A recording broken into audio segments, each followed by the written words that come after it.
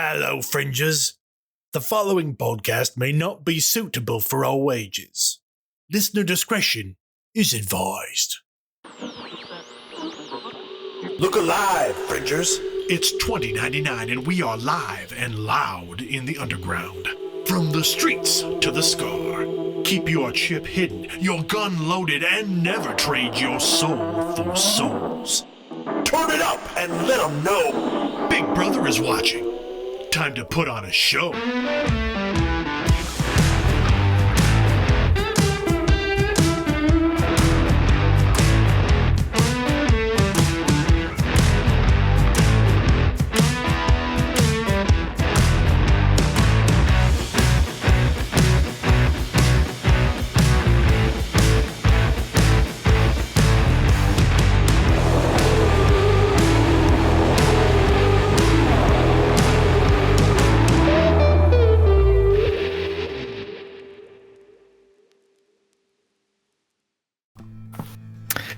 Hello, Fringers. Howdy, Reynolds and Jackmans. Welcome to Season 2, Episode 4 of Neon Trails, an Identico actual play. I am your game runner, the Caleb G. Please be advised that Neon Trails contains mature themes and language and may not be suitable for all audiences. Listener discretion is advised.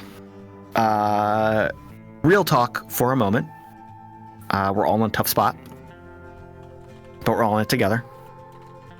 The stress of the last few years has definitely hit a high point, and we did not find a lot of relief that we were looking for last week. I'm sorry. We tried, and there's a lot of things to be scared about. We did what we could, but selfishness and fear prevailed. We don't know what's next. There's going to be some challenges ahead of us, that's for sure. But what we can do is find moments of hope and invest in ourselves and our communities. We can also give ourselves permission to rest and recover and have fun and find those moments of enjoyment. So in light of that, let's find a few hours, take a break, do something fun, and say hello to our cast, who knows that the Wizard of Oz did the multiverse first, and they did it the best. First up, do you know what he was doing to the budget? It's Mallo playing Sam. Oh God, PTSD for the things that I've done to budgets over my career. Ay. Also, there is some very decent Wizard of Oz called, is it Kill Dorothy? Or Dorothy Must Die? Is that what it's called? I put that series on my to-read list and then forgot it existed until this exact moment. So thank you. It's a 3-book, well actually it's more than a 3-book, but I've read the 3-book trilogy called Dorothy Must Die, and then the 2 subsequent ones that come after that. It's actually pretty good from a multiversal perspective and things like that. But maybe it's a multiverse, maybe it's just one kind of thing and all like that.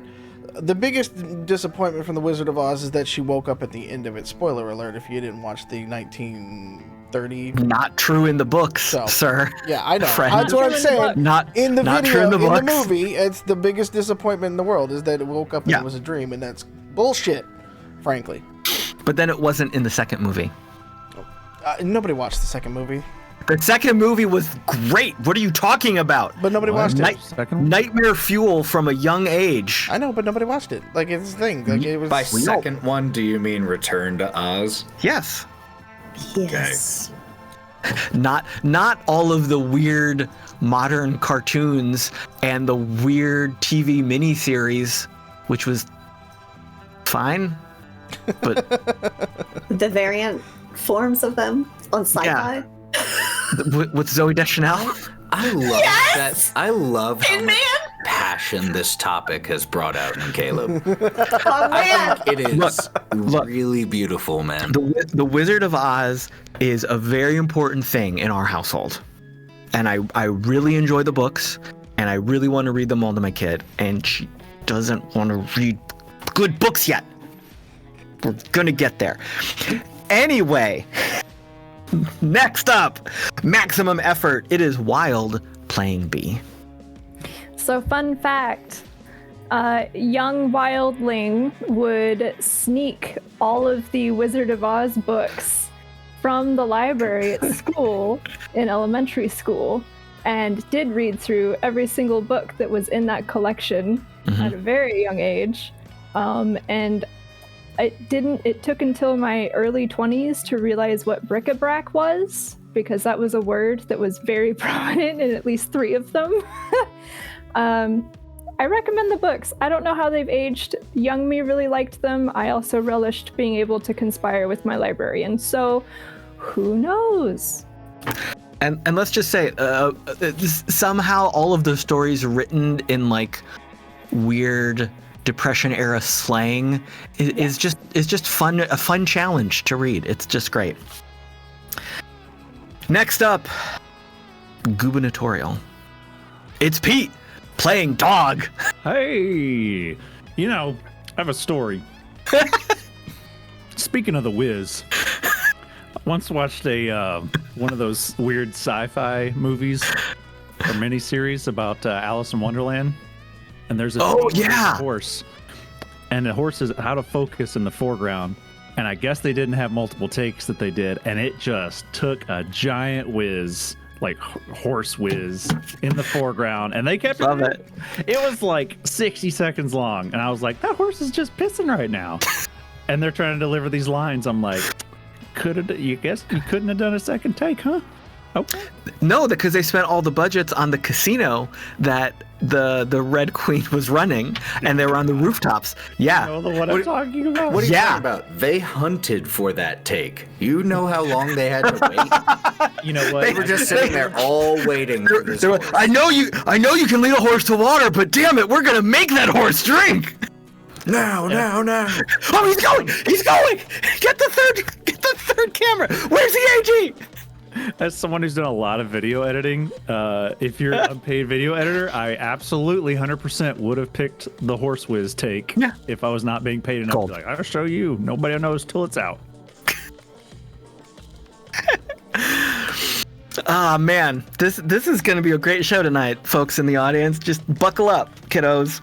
Next up, some motherfuckers are still trying to skate uphill. It is Lauren playing Drall. I am, and I'm gonna keep trying until I land on my face. But back on the Wizard of Oz thing. It's very important. Very important. Anyone ever, like when the very first time the Wicked Witch comes out, you see her from, I think she's on like a smoking roof or something, and you go, "That's what I want to be when I grow up." Did anyone else have that response? Yes. And now I'm a bog witch. Yeah. No. Come on, man. I mean, I want to be a bog witch.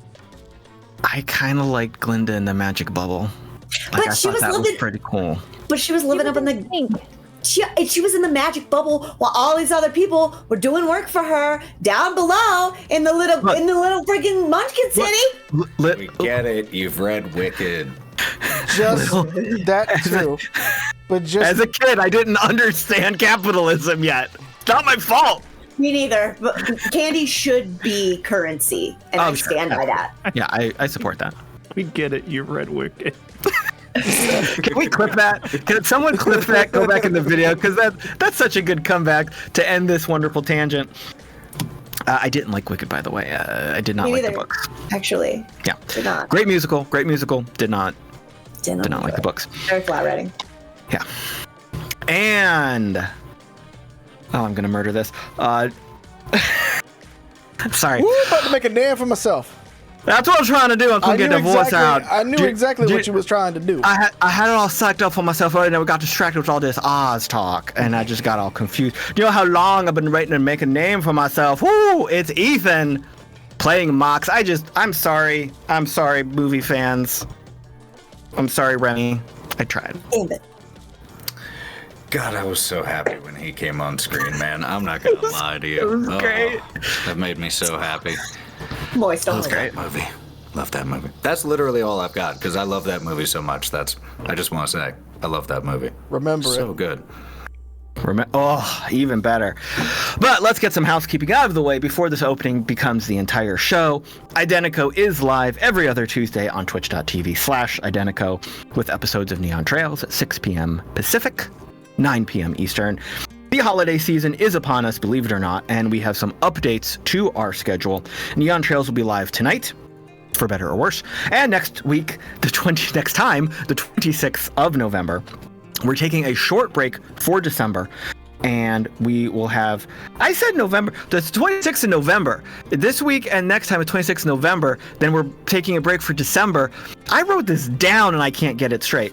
We will have our traditional Merry Heistmas show on December 10th. And then we'll be off the air for Xmas Eve, and we'll return with Neon Trails on January 7th. Words are hard, months are hard. Months don't make any sense. If you want to catch up on previous shows during our downtime, or even now, because who the hell knows what we're doing tonight, episode archives and other content is available at youtube.com/Identico. Please subscribe, like, and leave us some comments. Get us back on track. Give us a show outline. Do something. I'll go check the comments in real time. Follow us on the socials. Look for us at Identico and at Humanoid Games on whatever social media you are using. Visit playidentico.com, where you can read the basic core rules for free and find the latest module, the Dark and the Divine. Pick up books, stickers, and other merch to support the show. If you're live with us now, who doggies, buckle up. That's all I can say. And don't forget to check out our show sponsors, Morag's Dice for your super slick resin dice needs, and Rainbow Dragon Prints for your 3D printing goodies, including fancy dice accessories and wonderful fidget toys. Mallo, I shudder to ask what you might be bringing to the table here, but I would like to give you the opportunity to add something to this cluster of an opening. I'm just saying there's merch. We have new merch. Hot. You can get new merch. Sally's in the chat right now. This is her design. It's from Dog's Kimono. You can get it. I'll paste it in the chat in the show notes, but we have new merch and stuff like that. It's print on demand. All of the proceeds from the merch go to pay artists and go to pay charities of our choosing. So go and support. I can't say enough good things about Bonfire because they do things really, really quickly and then they ship it to you and stuff like that, and so it's a lot of fun. There's also we're also doing one for the Seattle Area Feline Rescue. Safe is what it's done for, which we'll donate a little bit to that too, based off on all the sales that we have of the merch from here. So that's all I've got to do for a pitch, but it's good stuff. It's quality. We will have some at conventions coming up as well soon, but if you want to get your hands on certain merch, I don't know, maybe there's one that has a peaceful Molotov on the front of it, because after, you know, the latest events and things like that, it seems like a really good idea. Might be handy. Yeah. Comfort level on those shirts, 1 to 10. How's that feeling, soft and comfy? It's all high quality, so we do things. I've got 2 different styles of shirts. The one's got the premium, really, really soft tee, and I've got the one that's got a little bit more the standard tee that can go up to the big boy sizes that I wear. So we got a little bit of something for everybody, including hoodies and sweatshirts, because it's that time of the year. So go check them. Check them out. Yes. Question for our sensory friends. What about tags? Who's it? Shirt tags? They have the standard kind of shirt tags because it's, you know, from the piece, so you can cut them out pretty easily. Cool. All right. I tried to get the ones that had the printless one on there where I could, but I couldn't get it for all of them, sadly. That's okay. Thank you. Thank you. All right. And with all of that taken care of, let's look back at what happened last time on Neon Trails. Dog nervously told Mox about his previous life in the Corps and how an old acquaintance passed on intel revealing that Urban Warfare Industries, whose headquarters is in the Santa Fe Plex, was involved with Mercury's abduction. They then told the rest of the crew, who became very worried about the potential of taking on a corporation. Mox was especially vocal about the dangers of doing so. But they decided to get some intel from Paperboy first, and then consider their options and resources. The next morning, Paperboy hosted a breakfast meeting for the crew in the upper levels of Solace, amidst the tech and sensors spanning the canyon. He shared that he's been working with Katassi and was able to get a basic idea of what happened, but something or someone was intentionally obscuring most of the data. They learned that Mercury left DJ territory with Janice Turman and a small assortment of troops in a lightly armored, fast-moving truck. The exact details of the attack are unclear, but what is known is that Mercury was taken to the fringes of the Las Vegas Plex by Winston Steele. Given her wealth of experience and knowledge, Drall recalled that Steele is a longtime enemy of the DJs and frequently engaged in territorial disputes. It seems that Steele took advantage of Mercury leaving DJ territory to strike. Dog added that Steele was probably assisted by urban warfare. PB theorized that they could be the source of whatever tech was obscuring Solace's satellites. He also said that the exact location where Mercury was being held was still being determined, but as the crew brainstormed, they figured out a way to track the location by the absence of data. While this exposition was happening, B and Sam had a wonderful breakfast, sharing mimosas and heartfelt stories about Galen and family. We returned to the crew, who was still debating what to do. While the danger of entering a fringe was far less than entering a plex and taking on a corp, there's still a lot of risk. And that is right where we will pick up. So it is now a little bit closer to lunchtime, but still morning. Breakfast is still on the table. Cups and food has been kind of tossed around as you all have been debating and discussing and eating anxiously and using cups and pastries as tools to highlight things and try to work through these thoughts and the heavy situation that's going on. PB is still working on his hacking programs and his search programs that he was working on last time with Katassi that Mox assisted him with.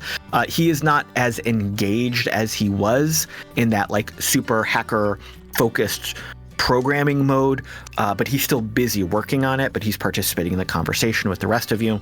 And we will zoom back in here and pick up this debate about what to do next.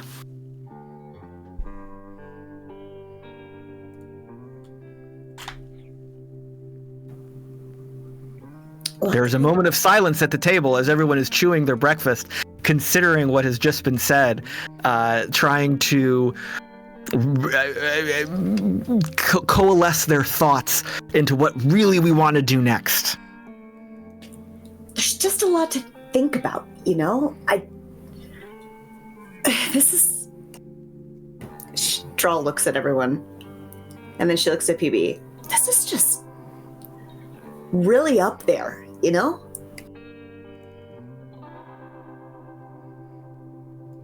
Wait, what?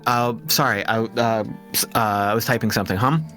Yes, we're up here at the top of the what?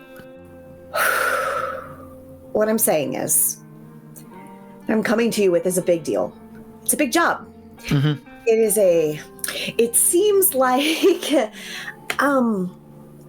seems like a not us thing in the way that it would usually be an us thing, right? Right?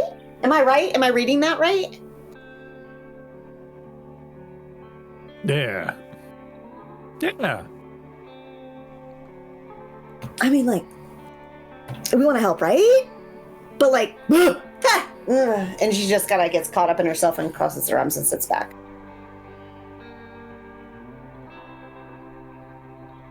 Well then. PB does a little bit of work, and he kind of sits back in his chair. I mean, yeah, it does seem like everything we're talking about is super dangerous, right? I mean, a lot of very dangerous things going on right now, but obviously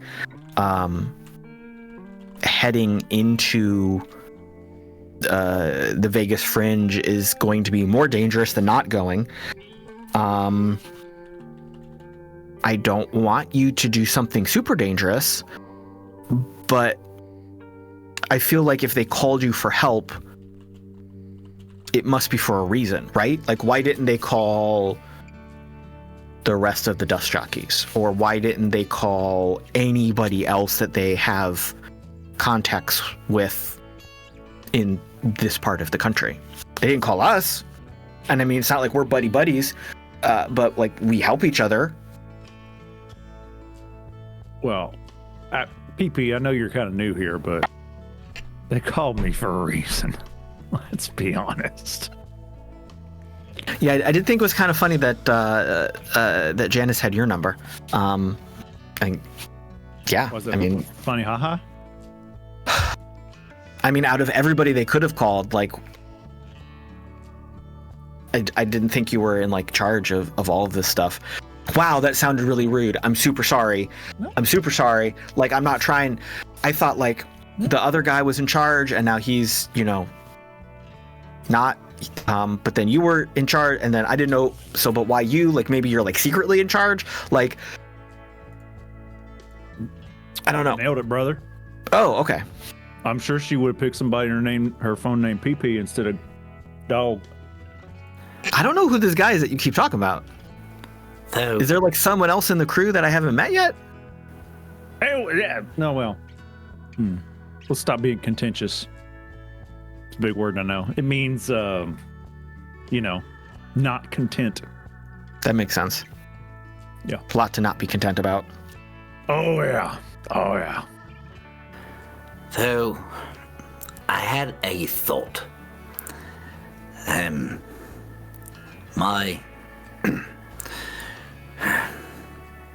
Well, I still very much think that the concerns that I've been mentioning are worth taking into account. I think that I'm very used to operating in the now and the next hour, the next day, the next week. And thinking in those terms, going in there is probably a very bad idea. But there's more here at stake, and gestures around. And then just the now. So, in the long term, helping Shreddy? Probably a good investment in the future. Even if it's not that great an investment for us.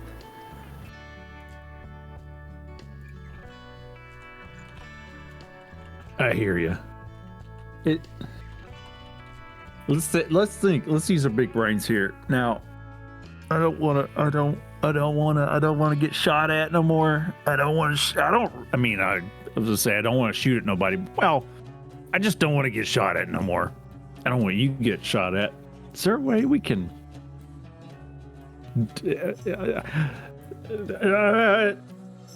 Dog becomes very frustrated. How can we fix this without getting shot? On that wonderful inquiry being screamed out into the ethos, let's see what Sam and B are up to, because as we recall, we did leave them back at the workshop, smashing on mimosas and having very heartfelt conversations. So what have you two been up to? Well, right now, Drinking? I think we are... Oh, go ahead.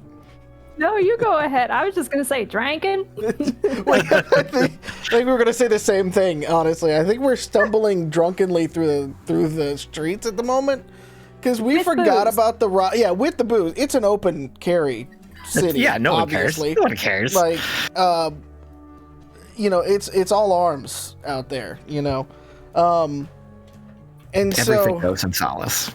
it's what happens there stays there, I heard. And so like Sometimes. except for never mind. So I think we're kind of stumbling our way back towards where everybody was, because we gave up and forgot about the Rav a long time ago. And let's be honest, with the two of us weren't gonna get it done anyways. Like, let's be real about that. Like, There's Mox had a definitely an plan. upside down panel right now. Oh, absolutely. There might be a flare launcher where a dick is supposed to be for a female Rav. Who knows? We don't know at this point. Maybe 2 flare launchers in different places. Who knows? And we looked at Mox's plan, and we just were kind of like, it started getting fuzzy, and we just said, "Fuck it." Yeah. It's really hard to do mechanical work when your hands are numb from drinking so much, and your head's a little swimming. It's just, Yeah. So, I think we're drunk and stumbling on back. I got a bag of booze. There's a pitcher of orange juice. Any minute we can come barreling through the door. I think, like, objectively, I understand that you have, like, a tote bag with bottles of booze in it, but I also feel it's equally possible that B literally just has a plastic bag that she poured a drink into. It's like a wineskin. No, it's like a wineskin, okay? Like, it's like the old days. Okay. But it's probably vodka. There's multiple. I have a backpack full of clinking bottles. There's probably a wine bag full of questionable things. Like one of those sippy backpacks that runners wear, but it's just like mixed drinks in there. Yeah, it's just a camelback of vodka at this point. Like, I mean, pretty much as dogs screaming out, "How do we deal with this without getting shot?" Like, I feel like we bust through the room and we go, "Shots!" And I didn't want to say Camelback unless we had the sponsorship, but I'll put it out there. Hey, Camelback, we're just building the marketing campaign for you here. Get a hold of it with vodka. I won't say what I did during college, but excellent for marathons. It works. It works. I'll do an ad read for you, Camelback. All you gotta do. And here's the thing: be real. Or Campbell up. Think about the alcohol they're probably actually distilling here. That's probably starting to like melt down the rubber and plastic of the. It's totally grain alcohol. Oh yeah, it's moonshine to the fullest. And rainwater. Okay, yeah. So as Dog is debating how to pursue this without bodily harm, Sam and B re-enter the scene. PB is very surprised by this, and he was doing that thing where he was like tipping backwards in his chair but kind of balancing on the table, and then it surprises him, so he almost falls, but he almost catches himself. So it's very much, the kick. But he doesn't wake up because this is actually really happening. So now everyone's back together. Yeah, hey, he says. I agree with the not getting shot thing. I've never been shot, and I'd like to continue not being shot. Not that I'm saying I'm going to go with you. Not that I'm saying I wouldn't go with him. Not. But I want to stay, I want everybody to stay safe. Wow, what's this place? I got shots if you want shots. It's very fancy. As they stumble in like that, Mox just somewhat quietly. Oh, good. Now some level heads can weigh in the discussion. I mean, yes. Sure. What are y'all talking about? Yeah, and we look. Sam looks behind her, like looking for other people in the room.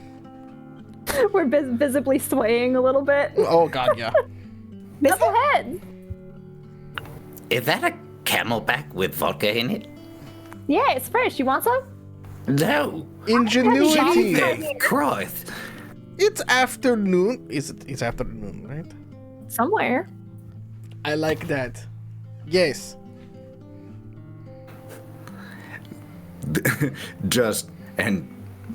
Mox says, You have a serious problem. Hey, babe, you want beer? Hell yeah. Lunchtime calories is calories. grabs 2 beers while still eyeballing the Camelback. Jesus. I know, I got a problem. I think it's a great idea. What is a problem? This is breakfast. The current problem. Okay, what is current problem? Current problem is here. Do you want like a piece of bread or something? You hungry? Oh, I love carbs. Yeah, me too. It gives you both a piece of bread. Current problem is that Piece of bread. Just a white bread. Just a piece of bread. Just some Wonder Bread lying around. Wonder bread lying around or something. But she just takes it and she's just like just holding it like, but like drink in the other hand kind of thing, right? Like, He absolutely rolled it up into a ball and started eating it that way. So Such a college dorm room meeting right now. Drall keeps a loaf of bread in her jacket at all times. But the current problem is that, we got called to do some shit, and maybe that shit's like, I don't know, like not our thing right now. okay, what shit? Because we do a lot of shit. Yeah. What's going on? I missed everything. I had to sleep. I finally slept. So, and now I'm drinking. But that's a different problem for another day. What is happening?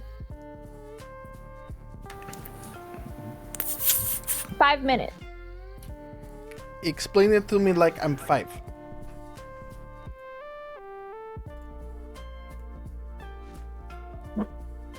Someone. I was just going to say, for the ease of the narrative, did we just want to say that we catch them up?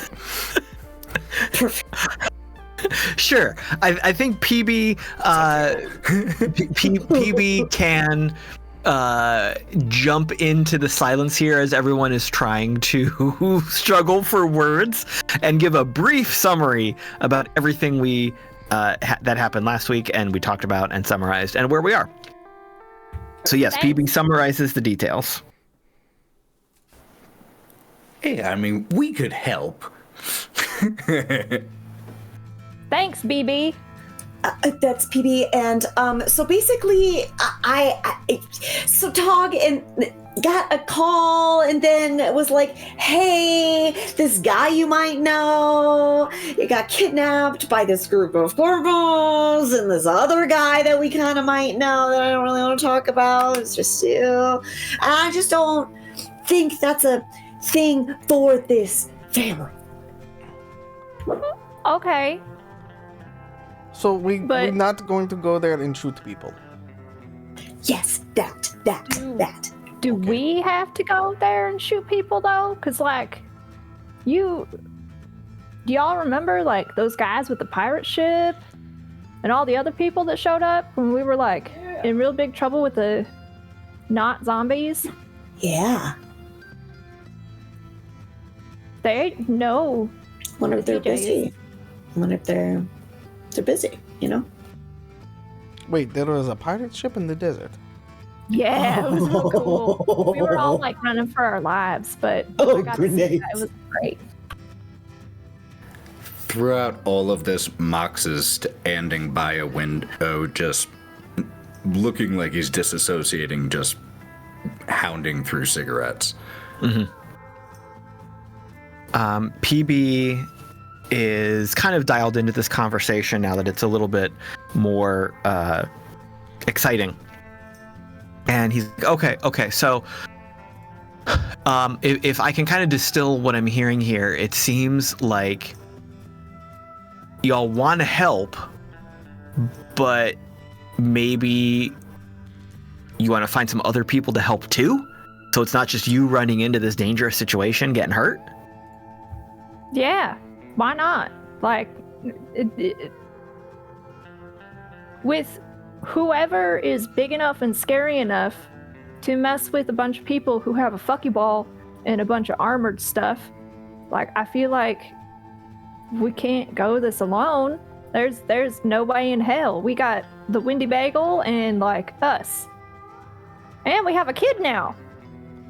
Well, the kid would not be coming with us. No, but he would it stay would be here. important. It would be important to keep you alive. Yeah. Prefer to be alive, yes. But this Mercury person is important, yes? Not more important than us right now.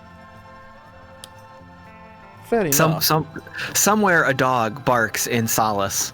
A lone dog amidst the lunchtime chaos of the community. And as there's the moment of silence aside from the dog barking, Mox, mid-drag, still looking like he's disassociating, says, "We have to help Mercury. We have to. Think about the long term. What's happening here is a shift in the power balance in the area. While Mercury might not be perfect, he seems to at least have some ideas that we all agreed with, whereas from what I know of this Steel fellow, he's mostly a prick. So, help, yes. I don't want to go in there by ourselves. Getting help. But I think we have to.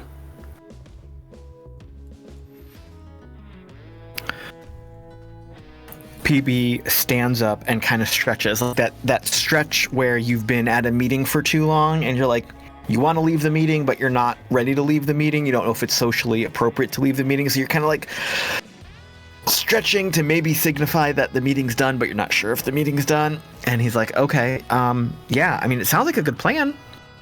The question just becomes like, who and how? I know that a lot of what we do is going to depend on me finishing this part, and he's like referring to the hollow screens that are still crunching away and processing the data. But as you remember, and he kind of motions over to Drall, as you remember, this is like my task right now. This is my job. They told me not to do the other stuff that they just told me to do like a few days ago that I was just trying to figure out, and now I'm not doing that anymore, which is really weird. Now I'm doing this, but I can focus on this. This is like what I feel much better doing. So it'll probably take me at least until tonight to figure out like where to go or where we can send people if we find people. So like if you can find people, then I'll find where to send the people, and then we can like organize, collaborate. Question. Be the people telling the other people how to do the stuff that they know how to do. Like, yeah, right?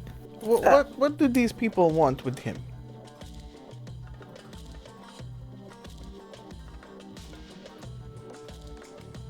Nobody like knows? Maybe his fucky wall. Right. So, what's Or the fuck? his forest. The fucky wall again. Okay, he's got a forest Yes. in the middle of a desert. Puts the glow in front of you that I took picture. Mercury had impressive technology when we were able to see. Not to mention, he is a powerful influence in the area, so maybe hoping to gain a little bit of both of those. But if they have army, whoever took him does not worry that they have army coming for them? That's what I was saying. That's what I was saying. Because I said, why didn't they call home? Why did they call you? I said that like a little bit ago. I just said that. He looks over at Dog. Like, I said that. We talked about that. Yes, yeah, you said that in a condescending way. I do recall that. I was content with what I said. Yeah, you were. Oh, no, contentious, not condescending. I'm sorry. I'm sure I wasn't content. Hold on. He makes a little note. Contentious, those are different words, different letters. Yeah. Everyone is learning something today. I see. Yes. How much knowledge do people have about how much stuff old Freddy, Shreddy, Mercury had underground? Because we had to really rub on that wall to get in there, and all of it was underground. It just looked like a pile of dirt from the sky. Right. For all we know, they could have been business partners. Like, for all we know. I mean, there's so many things that it could be. People are so interconnected, and there's just so many ways this could have gone. I will add to that, says Paperboy. Yeah. The Dust Jockey territory is like locked down. You know that, right? Like no one goes in and out. No. Intel on what they have internal to their territory is very slim. Not like what we're dealing with right now, where something is obscuring the data and the satellites. it's just like old school intelligence operations. They just don't let anything out. So if you're saying that the DJs had a whole bunch of wild advanced technology, maybe no one knows about it. Maybe someone did. That's a good point. UW's pretty good at knowing stuff. I'm just saying. But let's go with that assumption for a minute. But that doesn't answer the question as to why they didn't use their own army to go save Mercury. As far as I can tell, there are 3 possible explanations. Maybe there are more. 1, they just don't want to reveal the tech that they have. 2, there was some type of double-crossing from inside the dust jockeys themselves. Or 3, I've forgotten the 3rd. I genuinely did forget the 3rd. That's okay. Damn it, I had a 3rd. That's all right. It'll come back to you. Just don't think about it. You have a beer. Would you like a Yeah, shot? that'll help. No. That was good role playing right there. You forgot the 3rd thing. Dang. I mean, that was really good role playing. Speaking not as dog, you forgot the 3rd thing. Fantastic work, Ethan. Yep. I'm Totally so impressed. just an in-character decision to have forgotten the 3rd thing. That's what we call improv. Fantastic. You're committed to the bit. You know, you're locked into that character so well. So yeah, P-Bay. eBay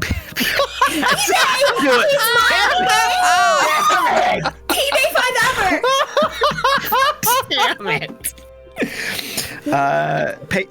You almost said Another baby. take. I did it again. This is the, I remembered the 3rd thing. great. I remember the 3rd thing. It's not nearly that interesting after all this. But 3rd option, maybe something happened that locked down all of their stuff. And so they needed to call outside. As far as I can tell, they're the only 3. Anyone think of more? Oh God, I don't want to. Solace got locked down, kinda. We didn't have the people to get at the borders, but we were locked down involuntarily. Could be something like that too.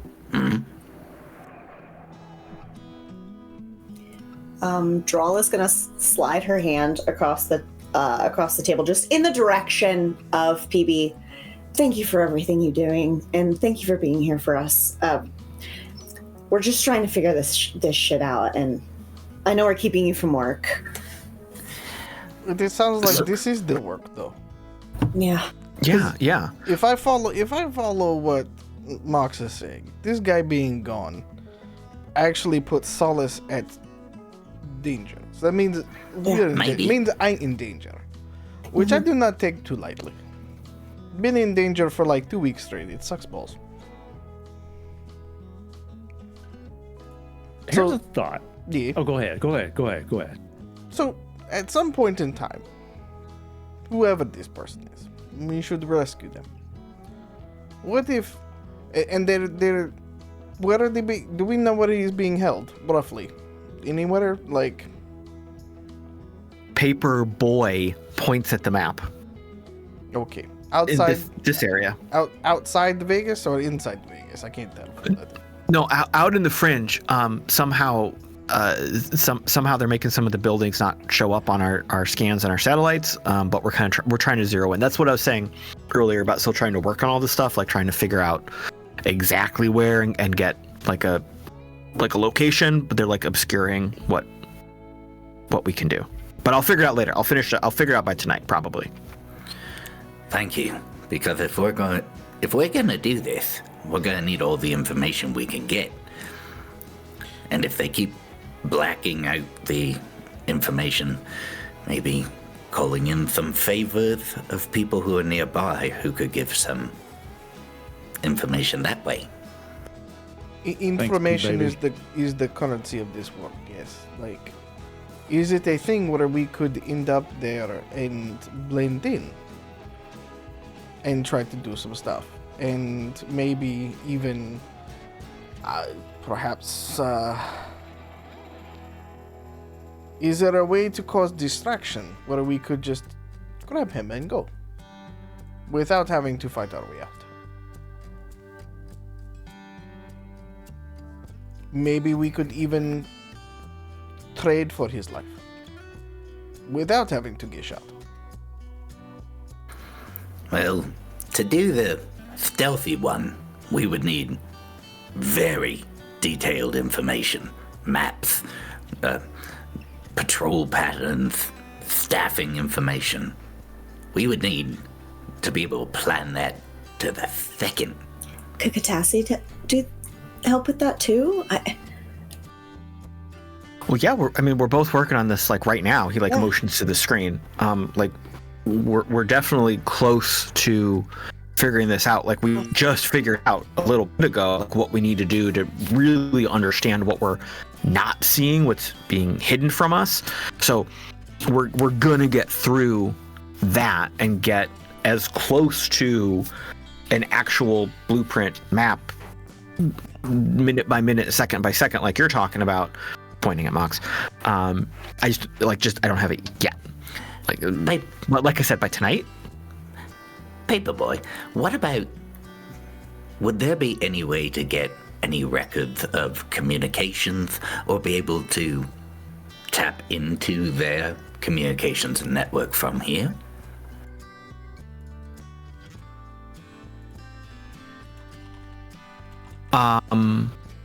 Like the communications of what's going on wherever they took Mercury? Yes. Anything, any additional types of information. Yeah, I think that's all part of what I'm trying to do. Because, cool. If they, whatever they're doing, whoever the they is in this sentence, or whatever the it is that they're doing,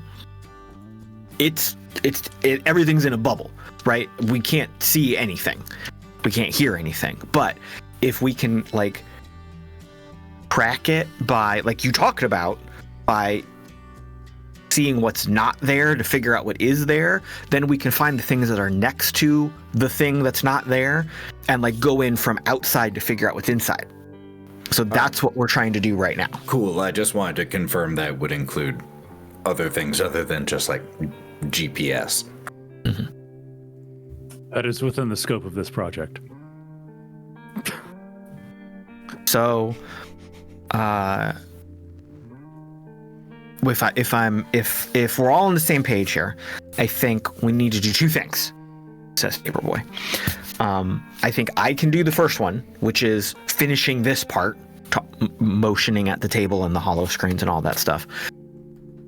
So that when it's done and you have the second part, you have to do the second part first. Maybe that should really be the first part. So the first part is that you need to talk to people and find people who can do this. And if they're making the distraction, if they're doing all the work, I don't know. But you can find the people that you can work with to orchestrate and direct. And if they're the distraction and you go in and do the thing or whatever the thing is, so that when I have the first part done, which is the second part, when I have the second part done, we can just all get back together and go. Because then if you have the people and then I have where to send them, then you can just send them. Yeah? Paperboy, I want you to hear me when I say this. I appreciate everything you've been doing. But who are you to tell me what to do? Seriously, you are what are you, 32? Boss. I feel like you're being a little ageist here, Grandpa. You need to calm down. What's going on? What is going on? Jesus, I was kidding. What's going on? You're bad at jokes. Sorry. I'm sending you a thumbs up right now. See, I understand how to interpret that. Because you listen. We appreciate that. And that is nice. You do listen. Very well. Thank you. Is that the only thing you appreciate about him? Well, yeah, because the rest is for dog. Paperboy, I apologize. I mean, I kind of missed the whole thing.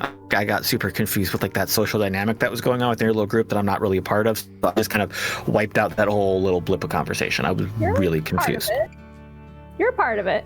It's just different because you're kind of a new part of it. We'll get used to.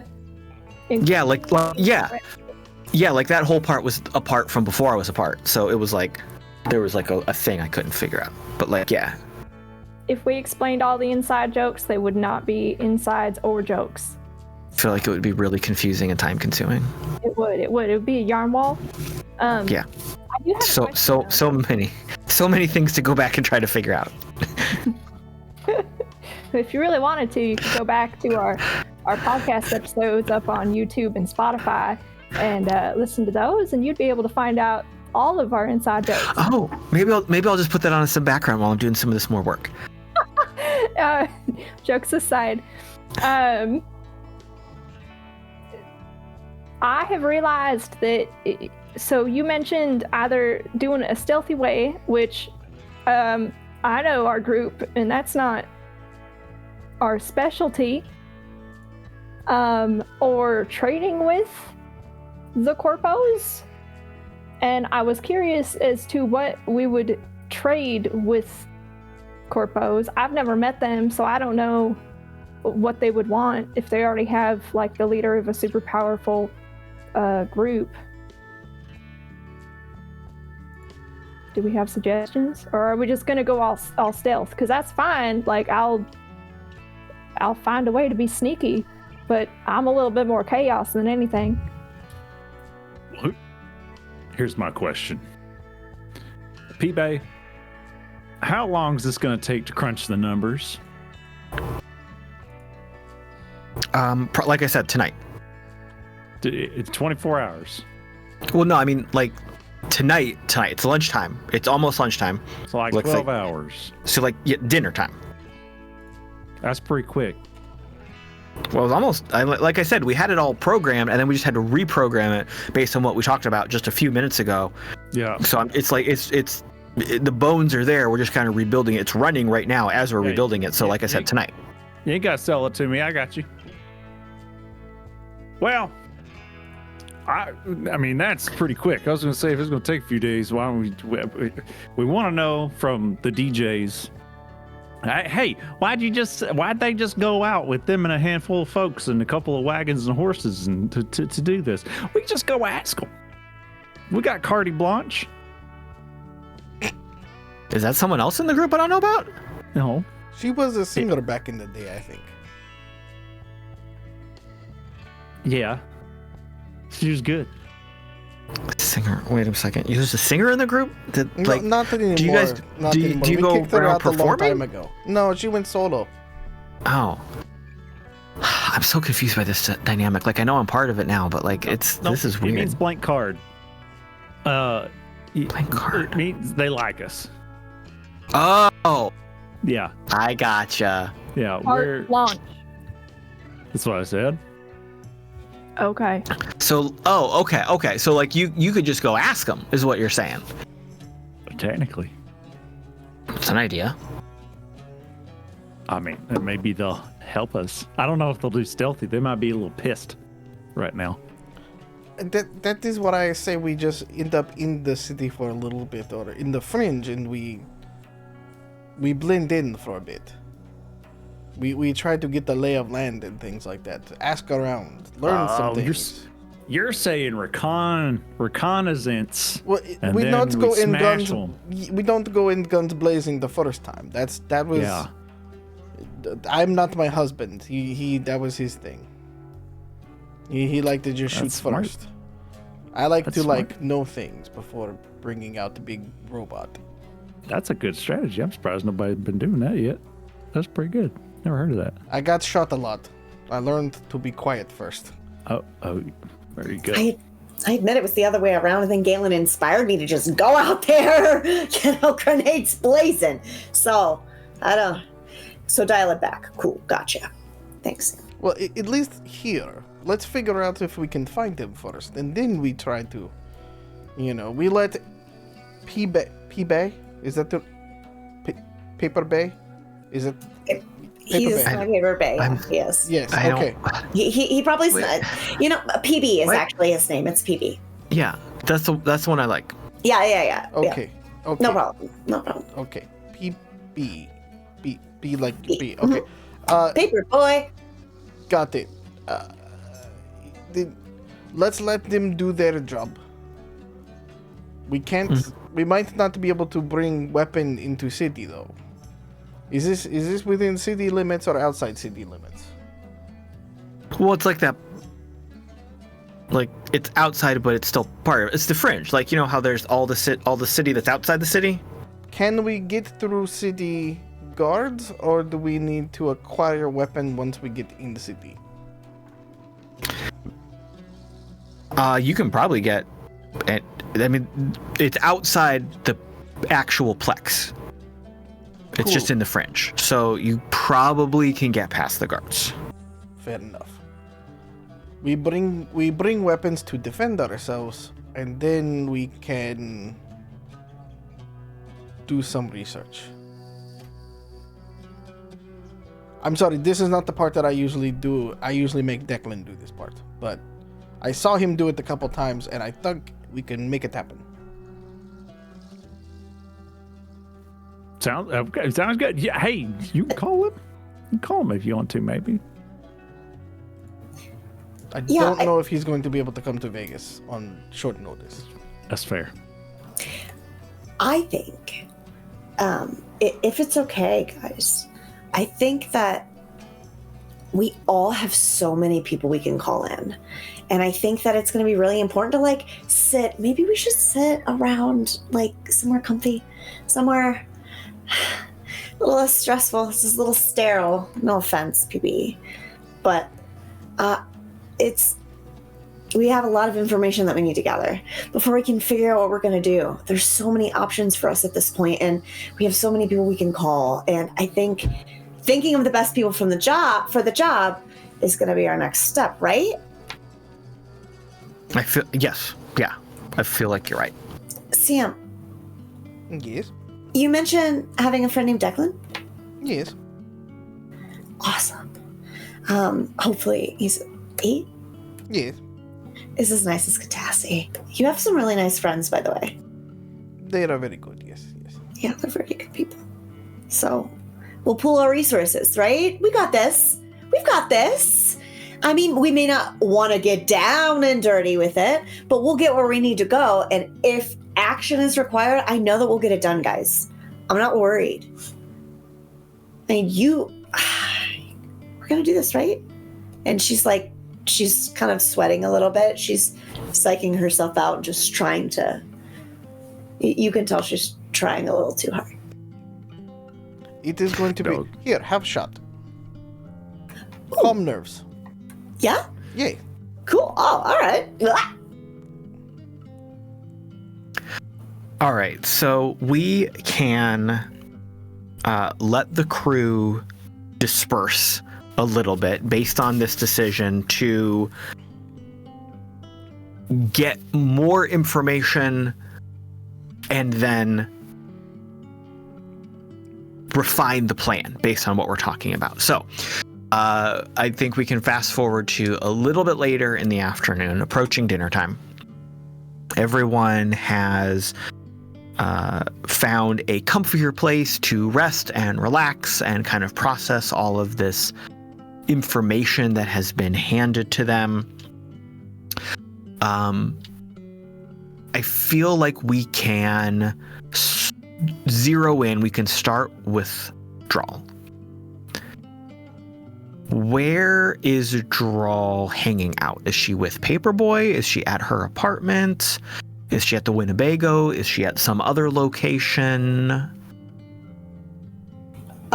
She will likely, after everyone kind of wraps up being in the meeting area and is ready to go, she'll probably lag a little bit behind and talk to Paperboy for just a bit, but then quickly follow where the majority of folks are trying to go. If they're going to the workshop, she'll go to the workshop.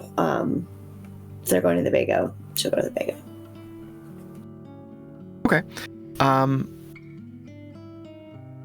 I feel like this was kind of a time where everyone like just retreated to their little safe spots. Love that. Okay. To get some stuff done. So like Mox and Dog went back to Dog's place, their place, to just kind of crash and process a little bit. I feel like maybe Sam went back home to check on Elijah. Well, she has to tell him that she's going to go away for a little while. So there's a little bit of that conversation that has to happen. But, you know, Elijah is used to it. There's some protocols and things like that. And he knows when he needs to be home. And, you know, be careful of strangers if they come to the door, etc., you know. And maybe... Did B go back to the workshop? Did she go to the barfly? Is there some other like third space that she feels like chill and comfortable in with these kind of tough moments? I think B went over to the barfly, not only for the safety, but also to see if there's any word on Ferdy, and maybe if there are any of Ferdy's contacts there that might show up. So maybe a little bit of that muscle memory took you up to Ferdy's office, and then as you were going up the stairs, you were like, oh, wait a minute. Because obviously no one stopped you when you walked in. Like, people greeted you, people said hi to you. You're such a fixture growing up there, no one had a second thought. And then as you get up to the office, kind of that pause as you're entering Ferdy's space and remembering that they are not there, and their disappearance kind of kicked off a lot of these current lines of problems. So it's a little bit tough walking in. But if it's okay with you following this scene for a quick moment here, I think as B enters Ferdy's space, you're kind of hit with a little bit of anger and frustration, if it's okay to say that. Absolutely. I think maybe some of it boils down to a little bit of powerlessness, because you want to have a better handle on the situation. Well, yeah, not only that, you know, there's grief, there's guilt, there's a little bit of hopelessness too, because Ferdy always had the answers. Ferdy was a parental figure, you know, regardless of Solace being a lot of people as a village who raised B. It's kind of that feeling of this person who has always been there for me in troubling times, in growing times and changes, is not only gone, but gone without a word. There was no communication between Ferdy and B. There was no clue of where they would be. There was no like, hey, sport, I'm gonna go on a trip. I won't be able to talk to you. I can't tell you where I'm going. There was nothing. It was communication with Galen, who is now gone, and that's it. And it's, you know, the office is cold, it's dark, it's getting dusty. It smells kind of like bar, but not really. It's depressing. And I think that maybe there's also like that dissonance in your brain of like all of these new pieces of information, this new frustration kind of clashing against how you grew up. Yeah. And what was the bedrock of your faith and trust. And safety. And safety. So I can kind of see this scene playing like you came up here this wave of frustration and sadness and anger and all these conflicting emotions just bouncing wildly all over the place. And there's like maybe this moment where you almost get so angry you go to like knock something over or push something off the desk, but then you see like a memento that Ferdy kept, like maybe something you had made, like and it was like a really terrible first try at building a drone, and it was just garbage. It didn't work. It didn't have the right servos. It wasn't balanced. Like the hardware was off kilter. You couldn't support the software that it needed. Like B tried to put all these extra legs and sensors on it, and like there was just no room, and it couldn't physically hold the battery that it needed to run this thing.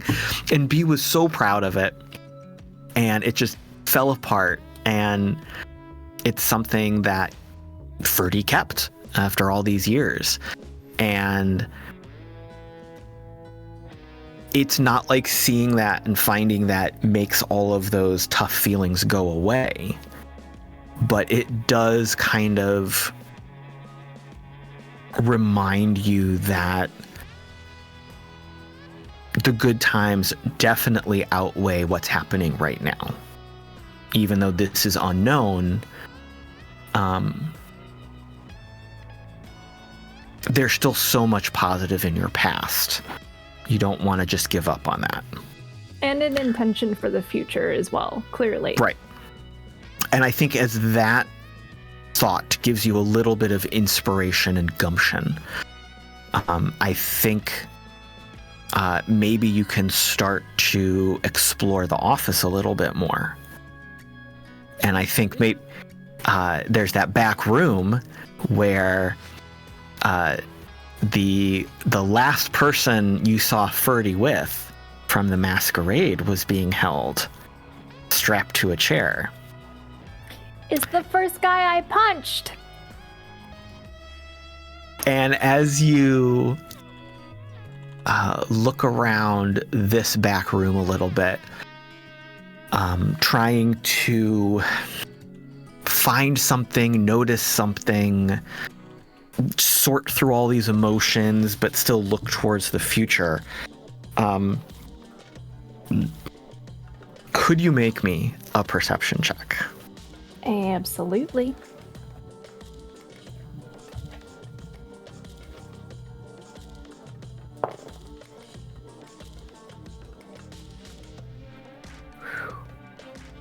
Well, it almost hit a nat 20, and then it rolled over to a 2. So. Oh no! Hold on 1 second. We're gonna metagame this really quick. Chat, do we have any rerolls? What's on the screen? I just bought myself a reroll. B is also still pretty hungover and drunk, so not being on her A game is also fine. God. Yeah, but I want to know. I must know what it is in here.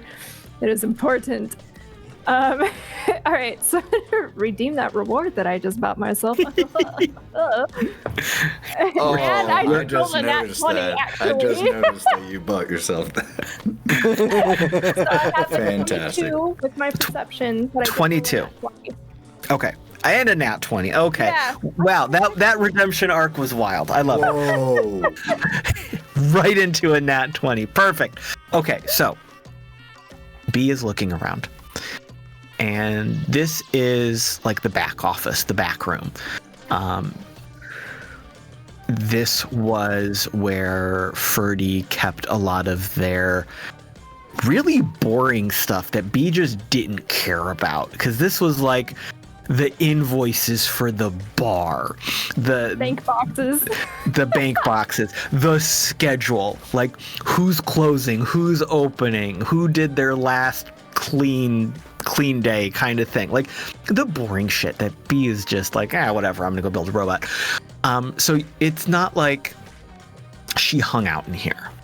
And as she's looking around, that lack of familiarity actually draws your eye to a shelf in the back of the room, and in the middle of just like empty boxes of product and a stack of bills and invoices, you see a little flashing light, a blinking light catches your eye. And you go over to check it out, and you see that it's like a little external hard drive. Oh. And there's a little red flashing light on it.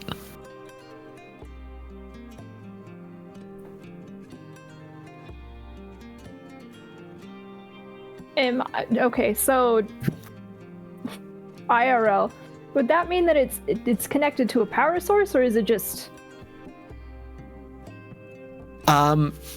You would know that it has an internal power supply. Okay. You would know that this is it's like a super cyberpunk futuristic USB drive. It's a thumb drive that's sitting on the shelf. Energy and technology inside. 512 yottabyte. Cyberpunk future, Deus Ex Machina. You have a thing here with information on it.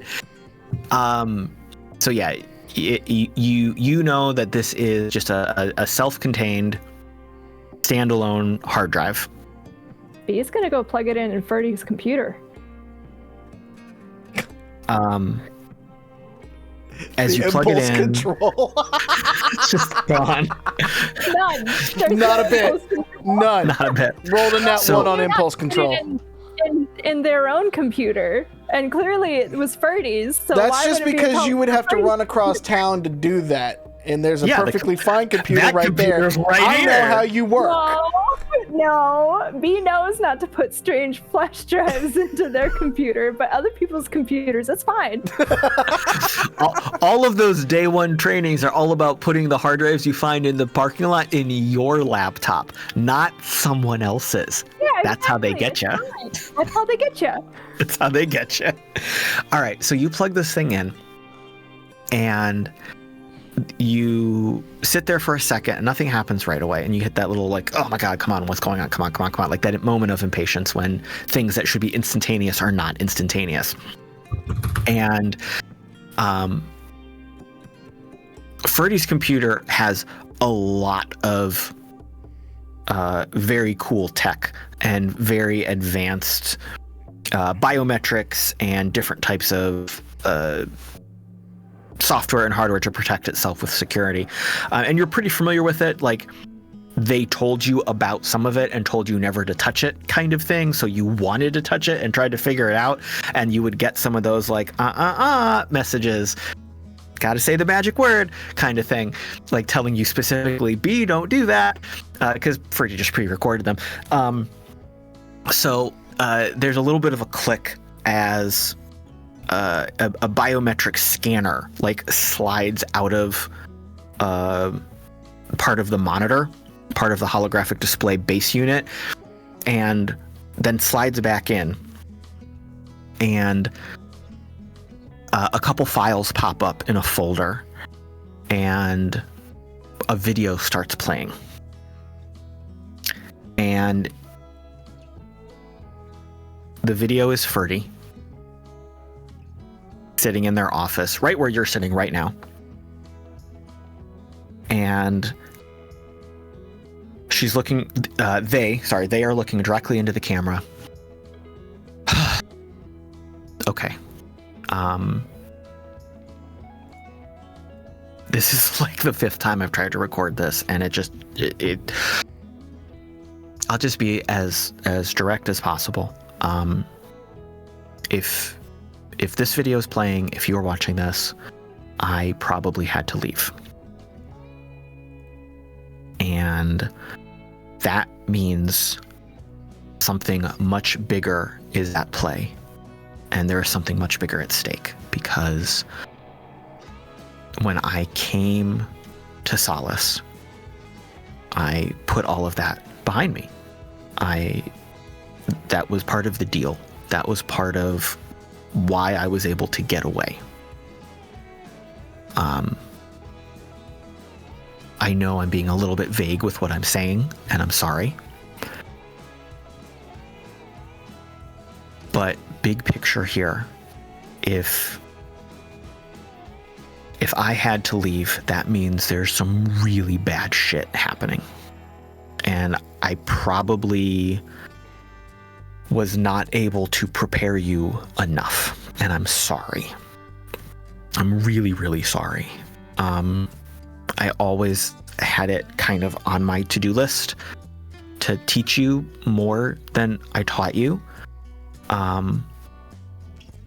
But it's really kind of fucking hard to sit your family member down and say, hey, you know how the world works? It's not. And here's all the bad shit I did and how I'm trying to make up for it. But the good news is good news. The better news is that you're safe and Solace is safe. And even if I had to leave to go deal with some shit, that's to keep Solace safe, and that's to keep you safe. So there's a lot of information on here. It's going to be helpful to you. The people you've been running around with are going to be helpful to you.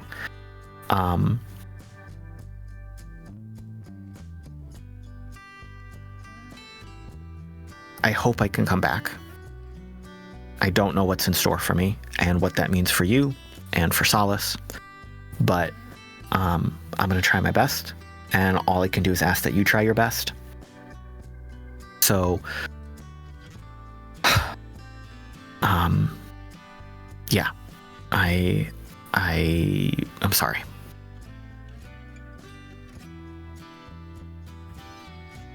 And that's the end of the video. As the video closes down, B's just gonna be like, it's okay, Farty. Thanks for making that. And then B's gonna start going through files.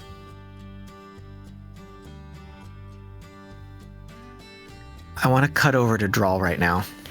Good idea. So, Drall, I think maybe you ended up back at your apartment? Yeah. So after she had a conversation with PB, you know, all the typical awkward stuff, hey, I'll call you later, whatever, she decides to take the long way home. And in this time, she throws her hood up and she puts her hands in both pockets and she just takes in everything around her. She hears a child off in the distance, hears two gentlemen arguing, a woman laughing, someone drops a box and another person goes to help him pick it up. And she remembers why it's so important to keep Solace safe. These walls are a sanctuary. And without someone or someones to mobilize and fight for it, keep it protected, you wouldn't be here. So as she arrives at her door, she seems a little more at ease.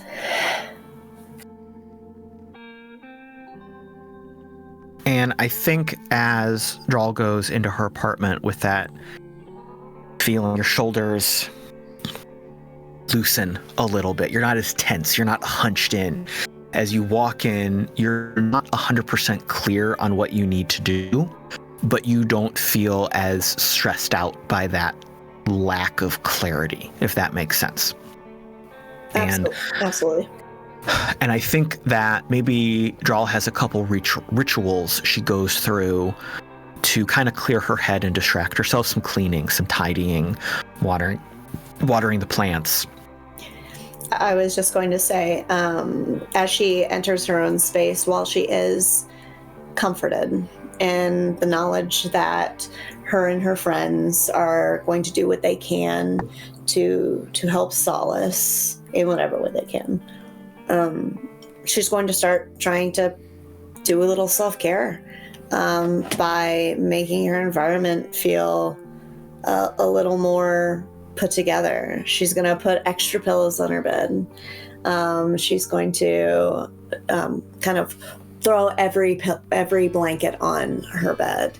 She's going to grab her glow, plug it in, and put on something calming to listen to. Maybe some rain sounds or some whale calls or some shit.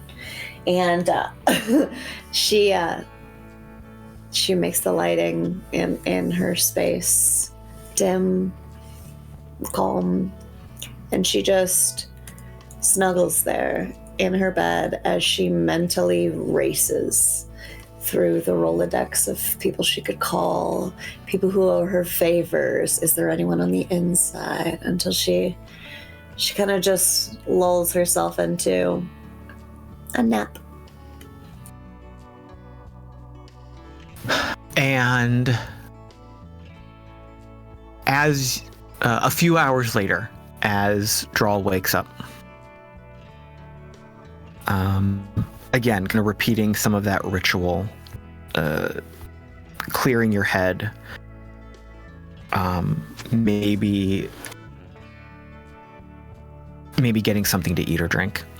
Now that your head is a little bit more focused, I think you can start putting some ideas together. So, you know you have resources beyond the unknowns of really what Solace and Paperboy can do for you.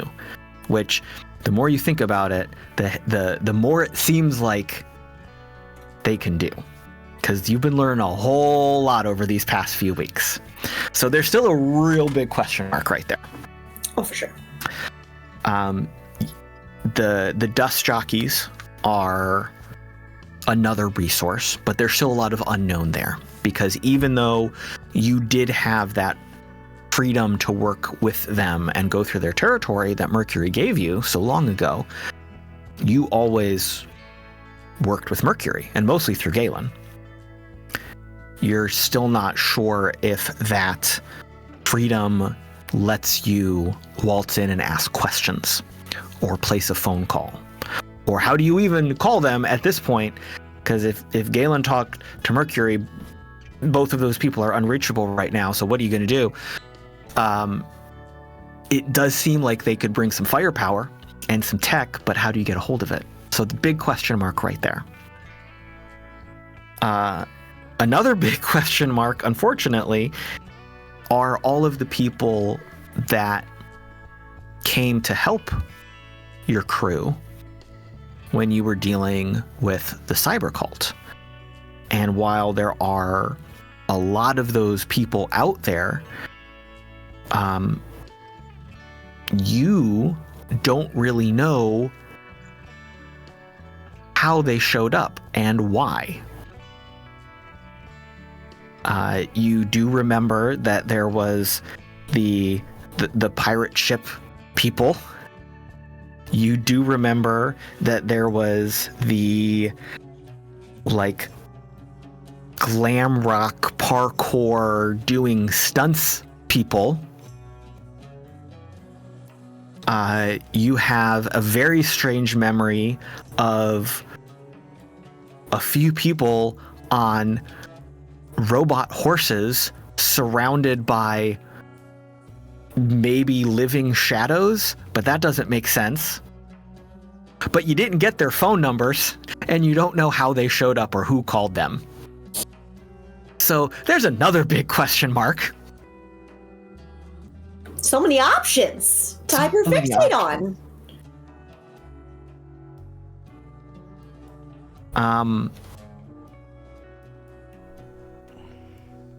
But that being said, you know that you have a huge resource at your disposal, and that is the network of contacts you've made on the job boards over the years. And as you're thinking about all of this, you're like, this could just be a job that I put out there. That could be a thing. And as this thought comes to her mind, she starts talking out loud. But if I did that, then it takes some of the control. But if we did that, we're also ensuring more safety for the crew. Okay. And she opens the drawer to the side and pulls out a second glow. And she turns it on. The screen flashes purple, and she's on the job board. And she begins to type up, like, inquire within, long-term job, details will follow. Posted pay, good of Solace to be decided. And Solace / to be decided. As you are working on that, I want to visit Dog and Mox. What have the two of you been up to this afternoon as evening is approaching? Look, I agree that I was a bit of a jackass to the kid, but doesn't it feel weird to you? I mean, Galen used to be the one who would put together all the leads that we had and say, all right, here's what we're going to do. And ever since he's not been around, no one's really stepped up to do that. So then hearing this pisshead say, here's what you're going to do, here's what you're going to do, it just felt a little weird. He's a little big for his britches sometimes. Yeah. You know, I mean, I don't mince words with him. You've seen it. Sometimes he's just straight up a dick to me. I don't know why. It's like, oh, I don't get what you're saying. Oh, what's your accent? Oh, you stupid. He said he couldn't understand your accent. Yeah, I guess so. What is this? Where's it? I don't even know what to say then. I mean, between the two of us, I feel like one of us is more difficult to understand than the other. Well, I mean, yours is charming. Now, granted, mine's charming too, but in a different way. Yeah, I mean, he's young and then he's twice as arrogant. But I get why it struck you though. And in terms of what we would be doing beyond discussing that, where would you be heading, Dog? Like physically or conversationally? Sorry, physically or conversationally? Physically. Like heading back? Are we heading back home? Yeah. There's beers to drink and a bed to get warm in. Oh, wow. I mean, planning to do. We got planning to do. And we can draw a curtain on that. Sam. I was going to say one thing, if I may. Of course. And it's just, upon getting back, there's a moment where you can see Mox go, all right, so we're going to do this. And his face shifts to a little bit more determined. And that night, he, despite the advances, starts to obsessively try to get all the information on the area, the fringe of Vegas, every possible contact, anything he can. Now that this has been decided, he's obsessing. Cool. Okay. Can would Dog see this happening? Sorry, no, we're moving on, but I think Mox's style of obsession is one that is very visually obvious. So, on that note, Dog will be in his boxers with his kimono. It's not done up with the belt, but he's got his beer belly pooched out with a beer in his hand. Hand on his hip like this. I'll stand up for you. Like this. Please do. Podcast listeners, you are missing out. That's some good physical work. Thank you. And then while drinking a beer. Good stagecraft. Yeah. While drinking a beer, he's going to say, babe, you got a pretty good moral compass. We got a lot of people just shooty. You're really thinking it out. I see you researching here. I know we're kind of sweating Galen being gone. I'm just throwing jogs 40 sheets to the wind. I don't know if it's moral compass or survival instinct, but people are going to have to pick up the slack without Galen here. I'm saying somebody's got to lead this bitch, and ain't nobody so far. Not leading. No, never. No. We got a man in the chair, and now you don't have Jesus Christ, no, not me. You know what they say? George Washington had a lisp. You could do it. If that's the reason that I should be leading. Of all the possible characteristics I could have in common with the old GW. I mean, I don't know the size of his wiener, but I'm just saying maybe that happened too. There's two right there. How many do you need? You got in the third one? I can dig one up. I mean, I'm sure his teeth weren't the only thing made of wood, if you know what I mean. Yeah, I'm saying. I feel like we've gotten off track here, and we were about to fade out before I called us back in. We're away from fading out. You know what I'm saying? So Sam, what's Sam been up to with Elijah? I think you've maybe gone over some of the basics, kind of discussed what's going on, but there's still some unknowns. Is there anything else the two of you have done as you are approaching the evening? Elijah's probably gone back to putting headphones on and, watching videos and or doing other things with that. And she's continued drinking and just kind of looks at a picture of them. And before she takes what will be her last shot of the evening, just kind of looks at the picture and goes, "For fuck's sake, Galen, I hope this is worth it. Last time you found somebody like this, you almost died then too." And then she takes a shot.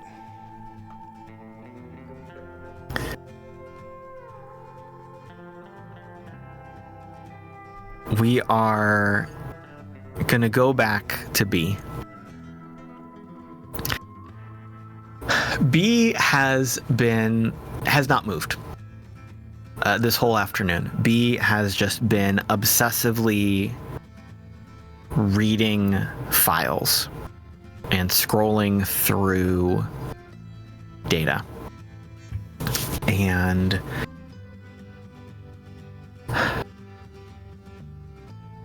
one of the things you have found is that while Ferdy has not given you like an outline of their backstory or given you a timeline of their life before Solace and during Solace, before you came into the picture, what you have been able to figure out is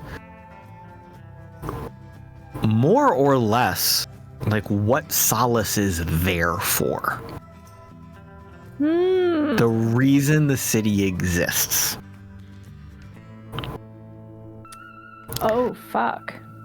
And it is twofold. One, it is simply to be a thriving community outside of the plexus.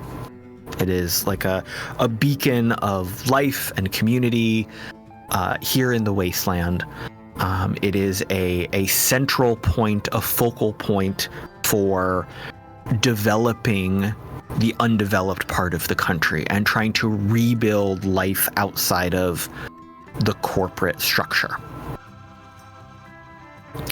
So the grand scheme of Solace, so to speak, its end goals, is to not only build itself up, but then support all of those other smaller little towns and communities and like be their foundation, like give them the resources that they need.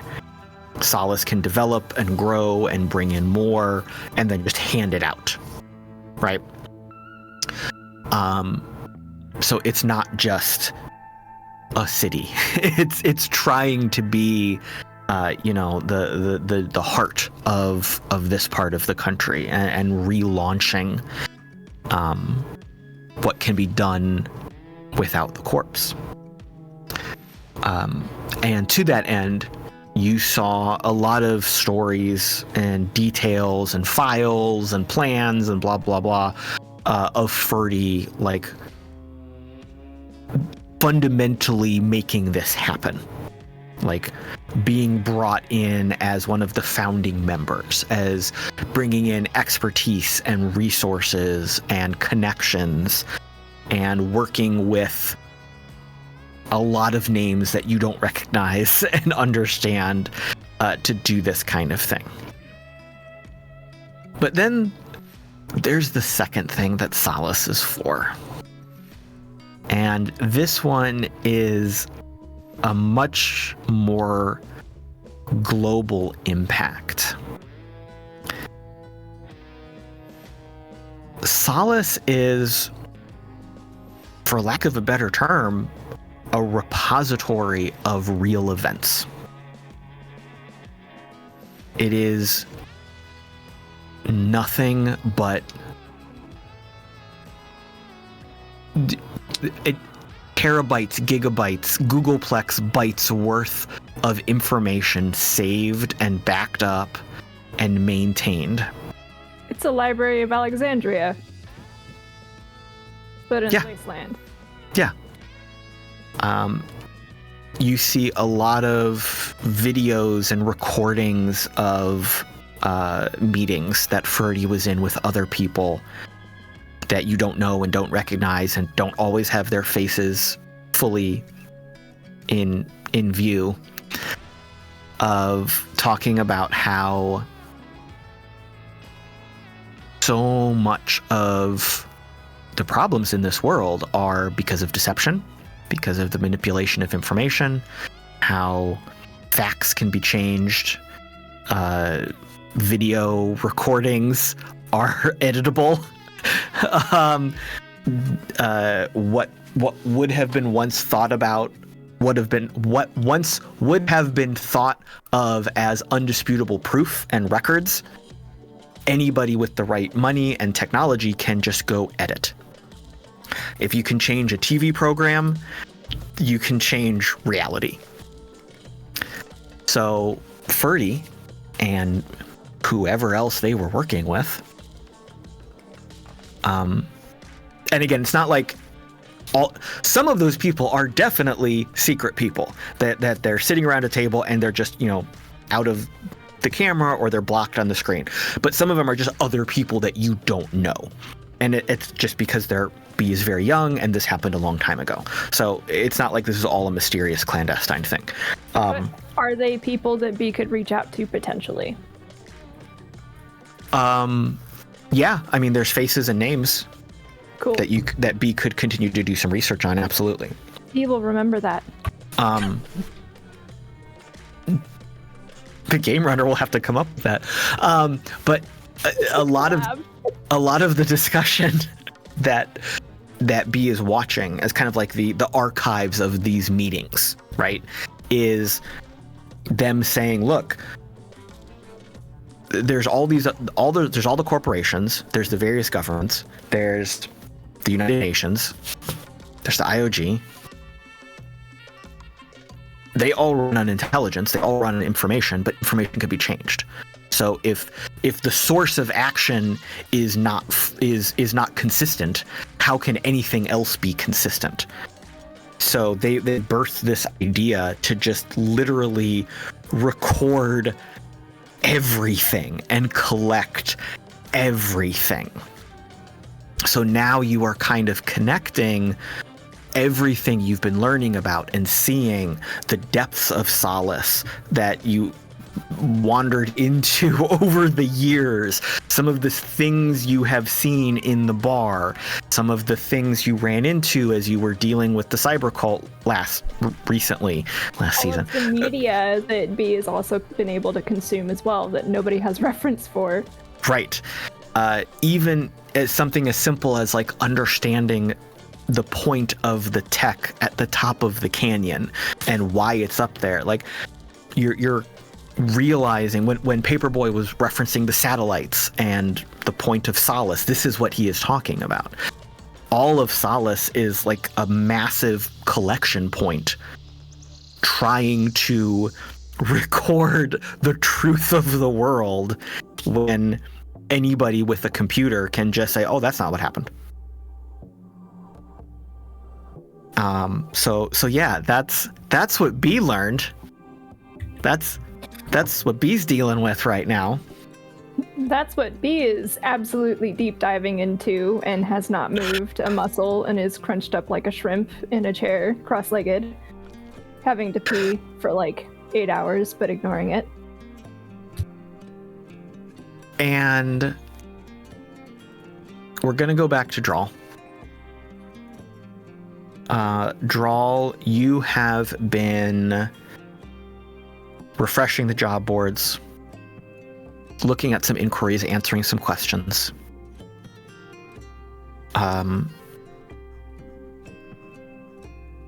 When you put the call out there, it was very tentative. So a lot of the returns and replies you are getting are equally tentative, and they're like, well, we need some more information, we need some facts, we need to nail this down along those lines of communication, and you don't have all of that yet, but you know that Paperboy is working on everything. I've got a copy paste doc up and ready, and I am just quick inputting these.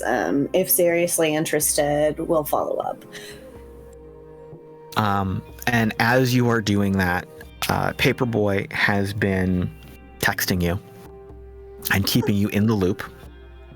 And throughout the evening, there were a few messages while you were napping, just saying hi, checking in, blah, blah, blah.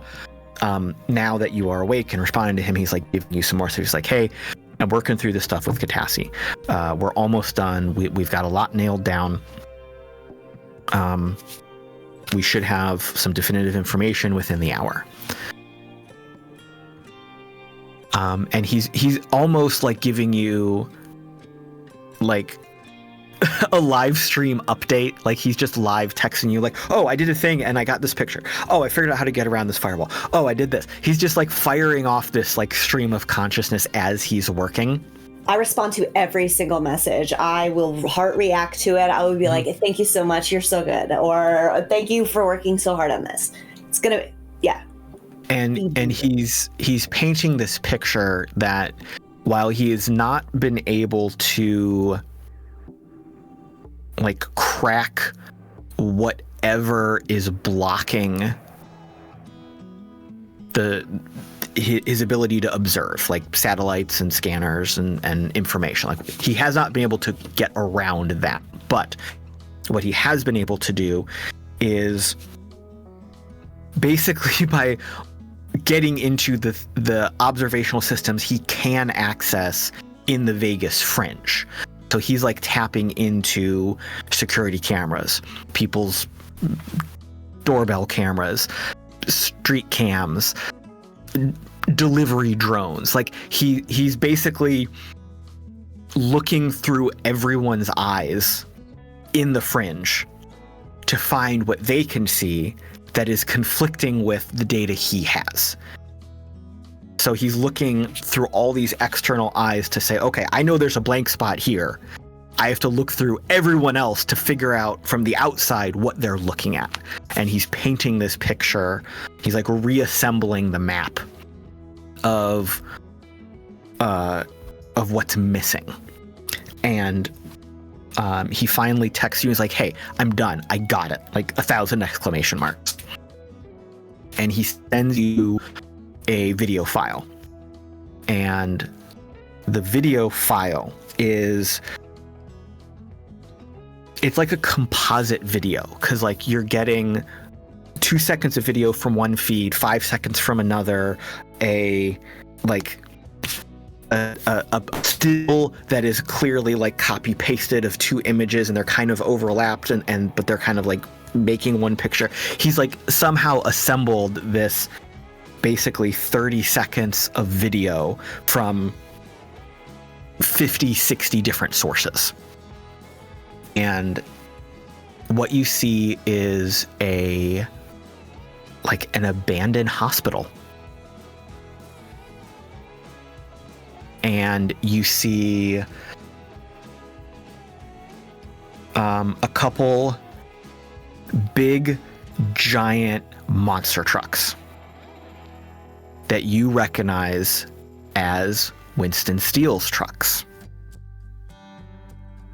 And you see them parked outside. And then you see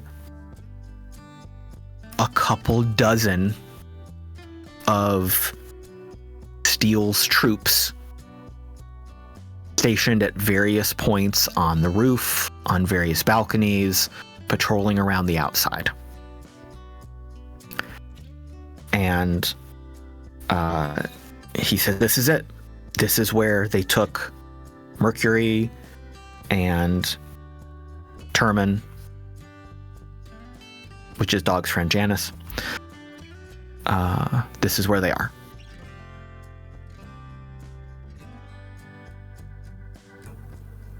Oh my god. This is amazing. This is more than enough to... Thank you. Do you want me to make you dinner? Yeah, I'm starving. Oh my god. This has been so much work. Well, come on over. I'll make you a sandwich, or soup, or pasta, or whatever I could find. Okay. And after sending that message, she is going to... What is she going to do? She's immediately going to send a message out to everybody that says, "Found where our little friend is hiding, and yours too, dog. Our next steps are up to us. Sleep well, and I'll see you in the morning."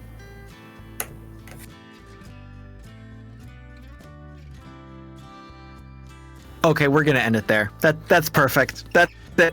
That's it. Nice. Yep. There it is. Episode 4. Okay. Thank you all. Thank you all for listening. How can you not end on a good night? See you in the morning. Like, that was so definitive. That was so definitive. I didn't mean to be definitive. I don't want to crush you creatively. It was perfect. That was perfect. That was episode 4. Thank you all in the chat. Thank you for putting up with our shenanigans tonight. This was a wild evening. It was great. I think we all needed it. Thank you, future audiences on the podcast, on the YouTubes. I hope you enjoy this as much as we did and are willing to put up with our shenanigans. If not, there's always like 2 times speed, and you can just, get through it a little bit faster. It is time for So Long. Let us hear from our lovely cast about who they are, where they are, what they're doing, how they're surviving in this current world, starting with Mallo. You can find me everywhere at the Mallo Man, and you can hear me on the latest episode of the Ghost Boss podcast that just came out today as well. That would be Tuesday if you're listening to the podcast there. Go check out. It is the first of a 2-part episode, so the next episode will be out next week, where I sit down and I talk about what I do for a living, beyond doing Identico and things like that. Though we do talk about that a little bit in there as well. So it kind of comes full circle with everything. So go check it out. There's some dear friends of mine that put on a great show and talk to a lot of amazing creative people and still don't know why they were talking to me. So go check them out. Well, clearly they were talking to you because you are an amazing creative person who's had a big impact on your community. Lies and slander. Yeah. Lies and slander. Wild. You're probably going to scold him too. You can find me over at the Mallo man's house, kicking his rear end and his abilities and the outcomes of all of his projects. Otherwise, you'll probably find me on the couch, planning and plotting and trying to connect as many people as I can to other people that they need to be connected to. And I suggest that if you have the time and the ability, you do a little bit of that too. Love you. Pete? Hey! Wasn't that a great one? We talked about like wood. We talked about all sorts of stuff. It was great. And how Mox should be the leader. It's great. Too late to argue. Sorry. Show's done. It's locked in. Yeah, I have the floor right now. Please don't interrupt. You can find me everywhere at the Malloman. .com at the Malloman. And thank you for reminding me at Thousand Faces Cosplay and at Go Buff Yourself and at the Buff DM and at 95% Lauren. It's so much. Why? I know. I'm saturating the internet, and each one of those has A+ content. Amazing. How does one person do it? I'm in awe of you, Pete. It's I know. It's like I have a network of myself. It's great. Lauren. Stuff's heavy. Right now, so I like to run away with my friends into the world of imagination land anytime that I can. So you can find me here. You can find me on Thousand Faces TTRPG. I'm hanging out mostly in my bed, watching comfort shows and playing comfort games. And just really trying to take care of myself during this time so that I can mobilize, connect, and work as hard as I possibly can to make sure that people get what they need and receive the love and care that they deserve. So that's what I'll be doing. Also maybe showing some ass. I don't know. Bye. Multitasking. And Ethan. Hello. You can check out some of our other actual play content on Go Buff Yourself. There's a Mothership mini campaign, which is the stuff that so cool. Love. Wait, there's at least half a TPK, so we'll see what happens with the other half. Nervous laughter. Also, one thing I'm going to be doing, as was mentioned, life is kind of crazy right now. So in January, I'm planning to open up a few one-shots on Start Playing Games. No experience necessary, no payment necessary, just to help you escape for a little bit, because that's really all I can do.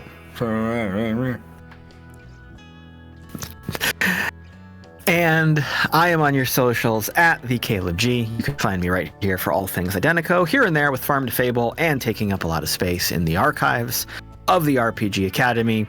Speaking of which, Acadecon 2024 was a great success, so thank you to everyone who attended and volunteered. Work has already started on Acadecon 2025 because, it's hard to put a convention together and it takes a long time. So we're already working on it. Stay tuned for more as we lock that down and continue to make this an even better con experience for all of you. That is it for today. We will see you in the cyber future for another cyber game. Good night. We love you. Take your meds. Eat your snacks. Drink a water. Touch some grass. Take care of yourself. Stay safe. Connect with your loved ones. Please remember that no one is free while others are oppressed. And we will see you next time. Mwah.